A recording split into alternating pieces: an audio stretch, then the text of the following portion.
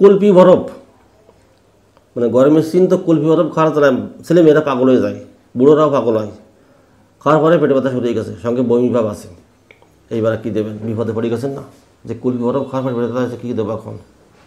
এবং বমি ভাব লাগতেছে। যদি বমি ভাব না লাগে তাহলে আর্সেনিক অ্যালবাম দেবেন।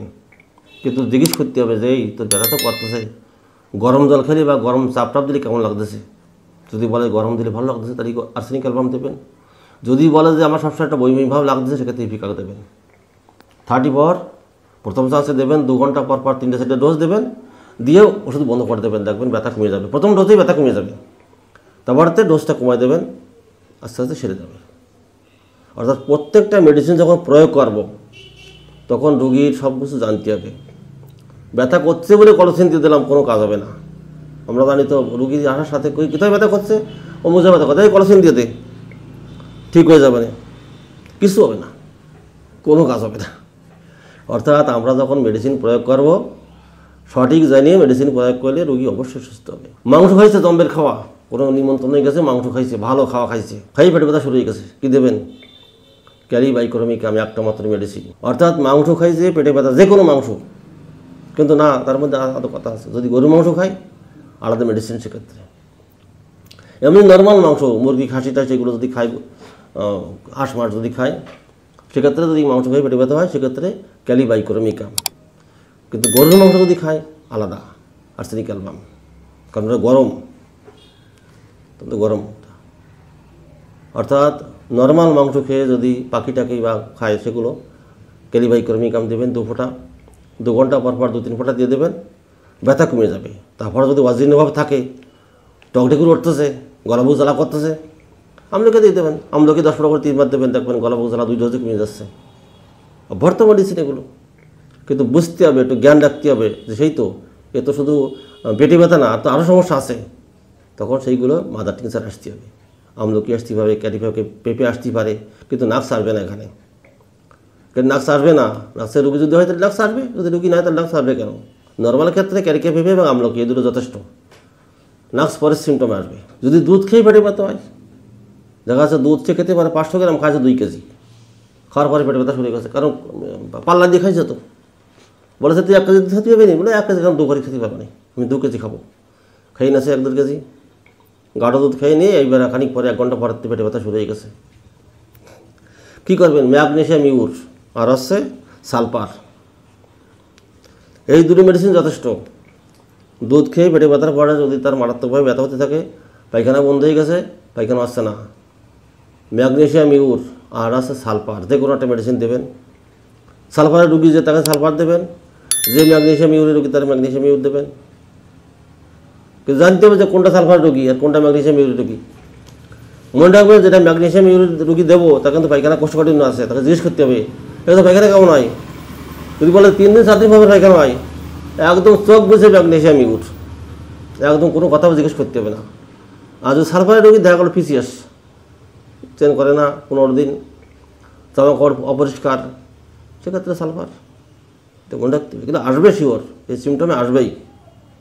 যখনই সেই সমস্ত খাবার খাবে না, জম্বের খাওয়া খাবে, তখন এই সিমটমে তারা আসবে এবং সে সুস্থ অবশ্যই। আলু খেয়ে পেটে ব্যথা হয়েছে, কী দেবেন তখন? আলু, গোল আলু বা মেটে আলু বা লাল আলু, রাঙা আলু যাকে বলে। আলু খাইছে, পোড়ানো আলু ভালো খাওয়া খাইছে, খাওয়ার পরে পেটে ব্যথা শুরু হয়ে গেছে। গোল আলুতে তরকারি বলা হয়েছে, আলু দাও 1 কেজি দাও, দিয়ে খাই নেছে, খাওয়ার পরে 1 ঘন্টা পড়তে পেটে ব্যথা শুরু হয়ে গেছে। প্লাটিনা এবং কার্বোভেজ, দুটো মেডিসিন মাত্র। আলু খাওয়ার পরে যদি ব্যথা শুরু হয়ে যায়, প্লাটিনা এবং কার্বোভেজ। কার্বোভেজ কখন দেবেন? যখন দেখবেন যে তার পেট ফেঁপে গেছে, উপর পেট পেঁপে ঢোল হয়ে গেছে, উপর পেটটা নিঃশ্বাস বন্ধ হয়ে যাচ্ছে, কার্বোভেজ। যদি পেট ফেঁপা না থাকে তাহলে প্লাটিনা দেবেন। এবং কার্বোভেজটা যখন দেবেন তখন উপর পেটটা ফাঁপা থাকবে, সঙ্গে পেটে ব্যথা আছে, কার্বোভেজ দেবেন। আর যখন পেট ফাঁপা থাকবে না, ব্যথা শুরু হয়ে গেছে, তখন প্লাটিনা দেবেন। জানতে হবে এগুলো, একদম ডিটেলস জানতে হবে। আমি শর্টে বলছি আপনাদের, কারণ বড় ভিডিও তো সব ডিটেলস বলা সম্ভব না, শর্টে বলে যাচ্ছি। আপনারা ডিটেলস দেখবেন, শর্টের ভিতর দিয়ে আপনারা ওষুধ প্রয়োগ করবেন, দেখবেন 100% কাজ পাবেন, কোনো ভুল নাই।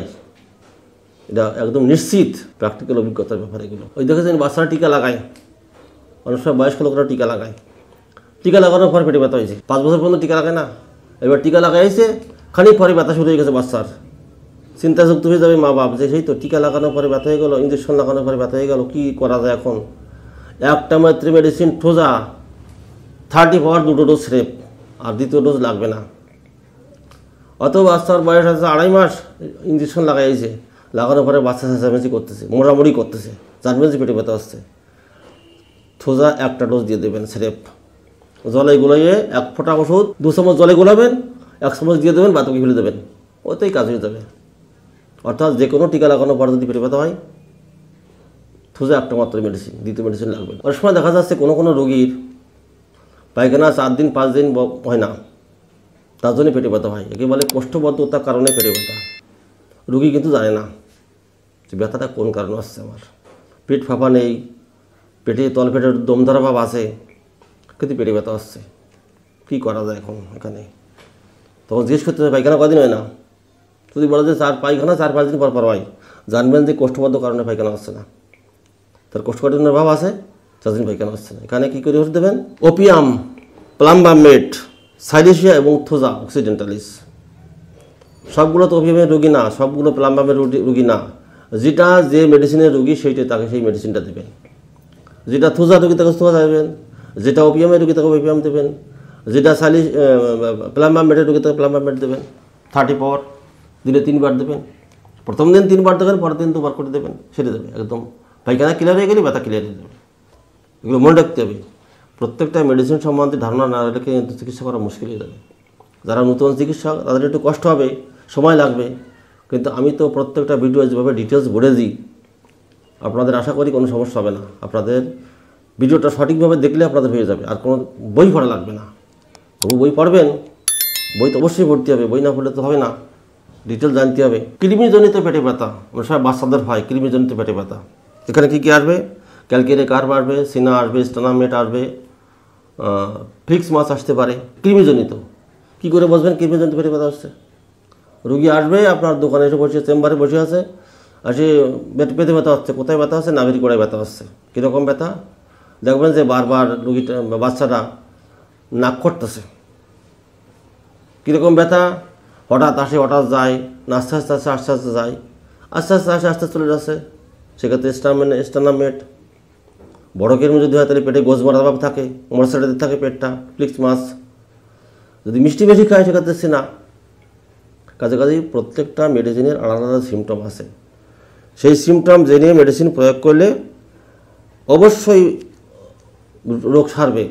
যদি দেখা যাচ্ছে রুগীটা একটু নাদুস নুদুস চেহারা হয়, প্রচণ্ড ঘাম আসছে, ব্যথা আসছে, প্রচণ্ড ঘাম আসছে মাথায়, কপালে, ক্যালকেরিয়া কার্ভ, অর্থাৎ প্রত্যেকটা মেডিসিনের সিমটম জেনে মেডিসিন প্রয়োগ করলে কোনো কথাই নেই, একদম কারেন্টের মতো কাজ করবে। পেট ব্যথা যখন হয় চেপে ধরে রাখছে, একদম চেপে ধরিয়ে বালিশ তলায় দিয়ে বসে আছে। ডান দিকে হলে ম্যাকফাস। পেটে ব্যথা দেখা যাচ্ছে সব জায়গায় আসছে, ডান দিকে বা দিকে সব জায়গায় আসছে, কিন্তু ক্ষেত্র বিশেষ দেখতে হবে। কলসিন্থ আছে, স্টানামেট আছে, ম্যাকফাস আছে, অনেক মেডিসিন আছে, প্লাম্বামেট আছে, এগুলো দেখে ওষুধ দিতে হবে, সেরে যাবে। এটা মনে রাখবেন যে পেট ব্যথা তার সমস্ত পেটে আসছে এবং চাপে ধরে বসে আছে। সে অনেক মেডিসিন আছে, প্লাম্বামেট আছে, কলসিন্থ আছে, স্টানামেট আছে, অনেকগুলো মেডিসিন আছে। যেটা যেখানে খাটে সেইটা সেখানে দিতে হবে। রোগী সুস্থ হতে বাধ্য, কোনো ভুল নাই, 100% সুস্থ হয়ে যাবে। সুতরাং যে সিমটমগুলি আপনাদের সামনে আমি বললাম, যারা নতুন চিকিৎসক বা যারা হোমিওপ্যাথিকে পছন্দ করেন তাদের উদ্দেশ্যে আমার বক্তব্য, আপনারা আমার ভিডিওটি সম্পূর্ণ দেখবেন এবং প্রত্যেকটা মেডিসিনের সঙ্গে বই মিলেবেন। তাহলে কী হবে? আপনাদের বুঝতে সুবিধা হবে, মনে বেশি থাকবে। আর এর আগে একটা ভিডিও বলেছি, যখনই কোনো সিমটম পড়বেন, বুঝতে পারতেন যে এটি একটা কঠিন ব্যাপার, সঙ্গে সঙ্গে খাতায় লিখবেন। 10 বার পড়লে যে কাজটা না হয়, একবার লিখলে তার সে কাজ বেশি হয়। আপনারা খাতা বার করে লিখবেন, নোট করবেন, এতে বেশি মনে থাকবে, চিকিৎসার সুবিধা হবে, এতে সবসময় আপনাদের উপকার হবে। অর্থাৎ আমি যে কথা বলি আপনাদের উপকারের জন্যই বলি, আমি নিজের ব্যক্তিগত কথা বলি না, যে আমার উপকার হোক, জনগণের উদ্দেশ্যে আমি ভিডিওগুলি ছাড়ি, যাতে সবার উপকার হোক, সবাই সুস্থ থাকুক। অ্যালোপ্যাথি ত্যাগ করে দিক, অ্যালোপ্যাথি মানে বিষ। অ্যালোপ্যাথি ত্যাগ করে দিয়ে হোমিওপ্যাথির কাছে আসুন, খরচা কম আছে, সুস্থ থাকবে রোগী, দ্বিতীয় কোনো সাইড এফেক্ট আসবে না, এটা আমার অভিজ্ঞতা। সুতরাং আমার ভিডিওগুলি আপনারা পুঙ্খানুপুঙ্খ দেখবেন, এটা আপনাদের কাছে আমার আবেদন। তাহলে আপনারা তাড়াতাড়ি জানুন, শিখুন, ভালো হন, এটা হচ্ছে আমার আবেদন। সুতরাং যদি ভিডিওটি আপনাদের যদি ভালো লাগে শেয়ার করবেন, লাইক করবেন এবং সাবস্ক্রাইব করবেন। নমস্কার।